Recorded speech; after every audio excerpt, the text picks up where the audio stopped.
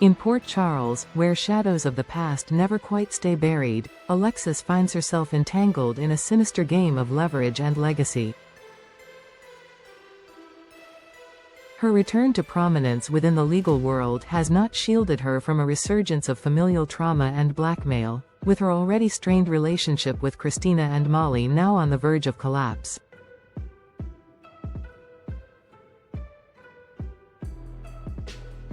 At the center of this spiraling chaos is a dagger, both literal and metaphorical, that cuts deep into Alexis's past, resurrecting the darkest chapter of her Cassadine lineage. It begins with Ava and Rick, an unlikely but dangerous alliance. Ava, master manipulator with blood on her hands and secrets in her vault, has allied with Rick, whose checkered past continues to haunt everyone he touches. Their leverage? Christina. Alexis's efforts to admit her daughter to a psychiatric facility, done, perhaps, with genuine concern, have now been repackaged as betrayal. Documents that Alexis prepared in private now lie exposed, turning both Christina and Molly against her. They see it as a violation of trust, a controlling act, a return to the overbearing mother they thought they had left behind. But Alexis knows the truth is far more complicated and dangerous. As if emotional estrangement from her daughters weren't enough, Alexis is soon pulled into the orbit of Jens Sidwell, a man cloaked in mystery and now tethered more tightly to her world through Marco Rios, his son and the newest member of her law firm.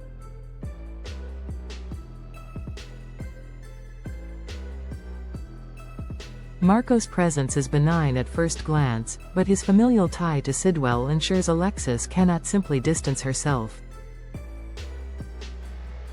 Each meeting, each exchange, further entwines her with a man whose intentions remain opaque, if not outright menacing. Sidwell's next move is chilling in its subtlety. Without warning, he presents Alexis with a relic she thought lost to the depths of the sea, a dagger with a blood-soaked history. This isn't just any artifact. It's the very weapon Helena Cassadine used to murder Alexis's mother before her eyes. That dagger is more than steel, it is trauma made tangible, a blade honed by generations of cruelty. Years ago, Alexis hurled it into the water, believing she was casting away her pain, her history, her fate.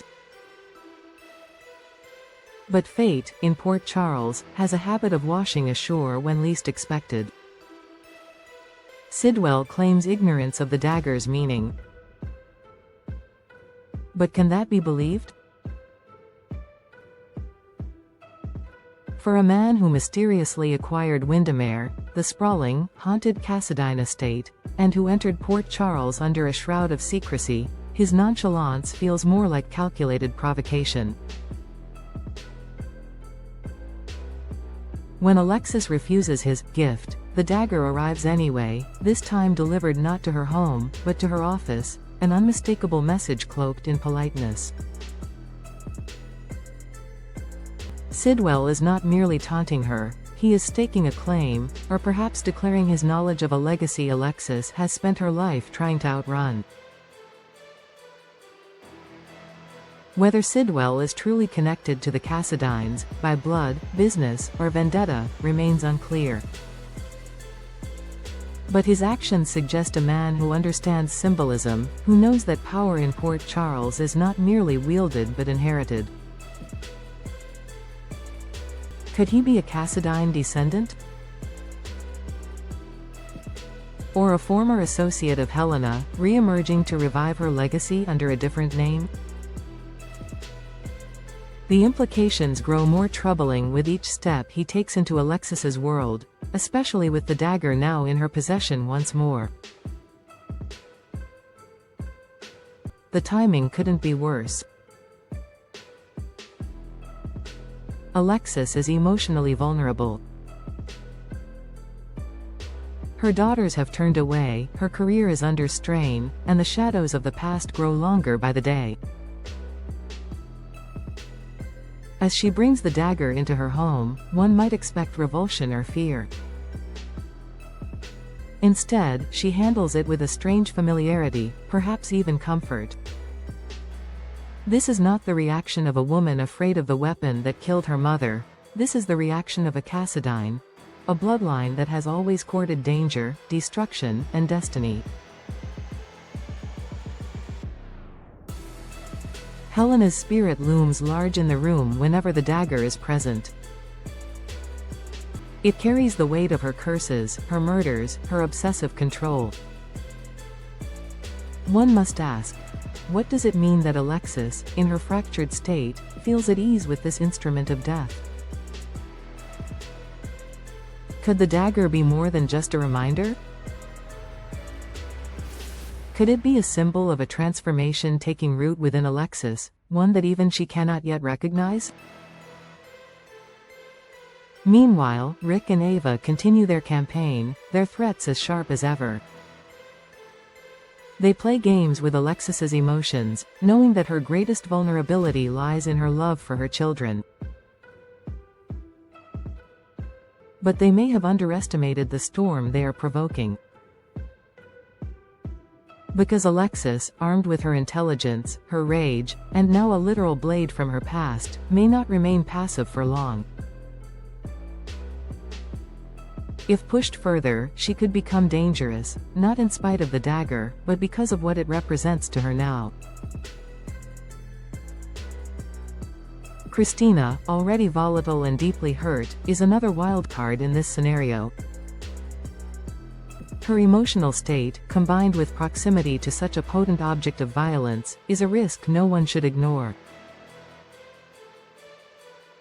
If she were to come into contact with the dagger, either by accident or in a fit of passion, the consequences could be tragic.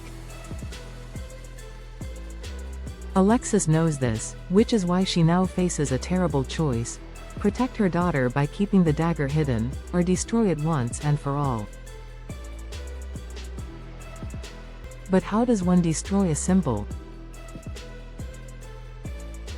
How do you erase something that was forged not just in fire, but in blood and memory? Throwing it into the water failed. This time, Alexis may need to go further, melt it, shatter it, bury it in a place no one can reach. Or perhaps, if she cannot destroy it, she must embrace it, not as a weapon, but as a warning. A reminder of what she has survived, and what she must never allow herself to become. Yet, with Sidwell still watching from the shadows, Ava scheming with every breath, and Rick manipulating emotions like a puppeteer, Alexis stands on a knife's edge. Whether she uses the dagger to protect, to destroy, or to reclaim her power remains to be seen.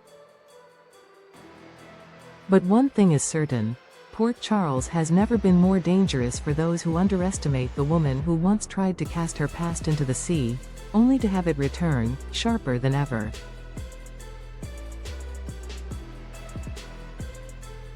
Would you like this expanded further into a follow-up storyline or spin-off article?